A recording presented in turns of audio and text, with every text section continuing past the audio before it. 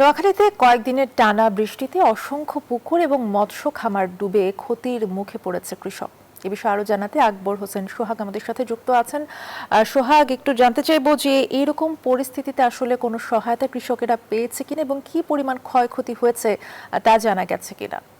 ধন্যবাদ অর্থী, আপনি যেমনটা জানতে চেয়েছেন আমি আপনাকে যদি একটু জানাই যে গত কয়েকদিনের টানা বৃষ্টি এবং জলাবদ্ধতার কারণে নোয়াখালীতে অসংখ্য মৎস্য খামার এবং পুকুরে মাছগুলো বেসে গেছে এবং কৃষকরা এই ক্ষেত্রে অনেকটা সর্বশান্ত হয়ে যাওয়ার উপক্রম সৃষ্টি হয়েছে। আমি আপনাকে একটু দেখাই যে কয়েকদিনের টানা বৃষ্টির কারণে আসলে পুকুরে যে মাছগুলা যে কৃষকরা মৎস্যজীবীরা যে মাছগুলা কৃষকরা পুকুরে দিয়ে লাগিয়েছেন আসলে মাছগুলা আসলে বেসে গেছে এবং কৃষকরা সর্বশান্ত হয়ে গেছে। অনেক কি মৎস্য চাষীদেরকে আমি কথা বলছি, তারা আমাকে জানিয়েছেন যে সরকারিভাবে তারা এখনো কোনো সহায়তা পায় নাই।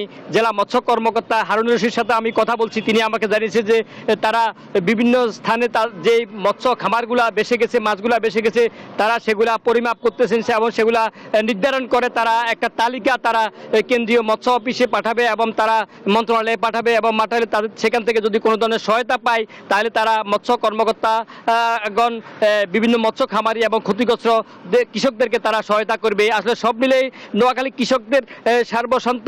তারা আমাকে জানিয়েছেন যদি তারা সরকারিভাবে কোনো সহায়তা না পায় তাহলে তারা আসলে খুবই অসহায়ভাবে তারা জীবনযাপন করবে। তো আসলে এই ছিল আমার কাছে নোয়াখালী থেকে সবচেয়ে স্টোরিতে অর্থী। ধন্যবাদ। নোয়াখালী থেকে জানাচ্ছিলেন আকবর হোসেন সোহাগ।